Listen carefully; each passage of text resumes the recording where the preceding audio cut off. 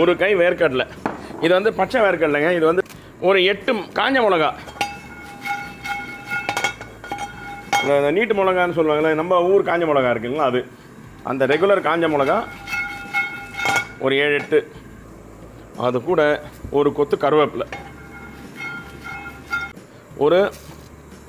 ஒரு டீஸ்பூன் சீரகம் ஒரு மிக்ஸி ஜாரில் மாற்றிடுங்க. மாற்றி இங்கே சைடில் வச்சுருங்க. இந்த இதயம் நல்லெண்ணெய் சூடாயின்னு இருக்கு. இங்கே நசுக்கின இந்த பூண்டை இந்த நல்லெண்ணெயில் சும்மா செக்கச்சவைன்னு வருங்க. எண்ணெயிலிருந்து வெளியே எடுக்கவும். ஒரு 10 பூண்டு கார்னிஷுக்கு செப்பரேட்டாக வச்சிடலாம். அதுக்கப்புறம் அந்த மீதி பூண்டு இருக்குது தெரியுமா, அதை எண்ணெயிலேருந்து வடித்து இந்த மிக்ஸி ஜாரில் போடுங்க. ஒரு பவுடராக அரைக்க போகிறோம். பூண்டு ஃப்ரை பண்ண நல்லெண்ணெய் இருக்குல்ல, அதை சும்மா 2 டேபிள் ஸ்பூன், கொஞ்சம் கடுகு, பாரிஸ் உளுந்து, நான் அதை யூஸ் பண்ணுறேன், நீங்கள் எந்த உளுந்து வேணால் யூஸ் பண்ணலாம். ஒரு டீஸ்பூன் போட்டுட்டு ஸ்லைஸ் பண்ண வெங்காயம் இருக்குது,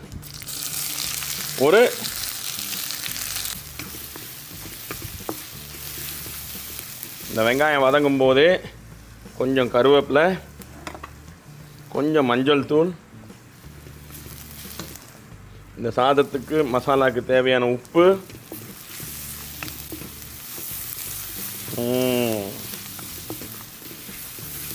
இந்த மஞ்சத்தூளுடைய பச்சை ஸ்மெல்லு போகணும். 2 நிமிஷம் சும்மா லைட்டாக அப்படி வாட்டுங்க. ஸ்டேஜில் நம்ம அரைச்சி வச்சுருக்கிற இந்த குறைன்னு அரைச்சி வச்சுருக்கோங்களா, அந்த பேஸ்ட்டு இதில் ஆட் பண்ணுங்க. ரகசியமாக இருப்பாங்க, ரகசியமாக. தாங்க மசாலா ரெடி. அண்ணனுக்கு ஒரு ஊத்தாப்பம். மசாலா அந்த வெங்காயத்து கூட நல்லா மிக்ஸ் ஆகிடுச்சு. இந்த ஸ்டேஜில் நம்ம இங்கே வச்சுருக்கிற பழைய சாதம்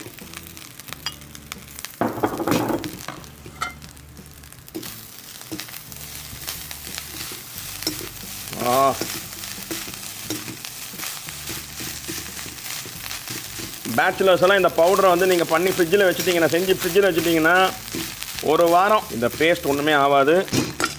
பூண்டு தொக்கு சாதம் உங்களுக்காக இதயம் தொட்ட சமையலில் செஞ்சு பாருங்கள், சாப்பிடுங்க, குழந்தைங்களுக்கு கொடுங்க, ஜமாயிங்க.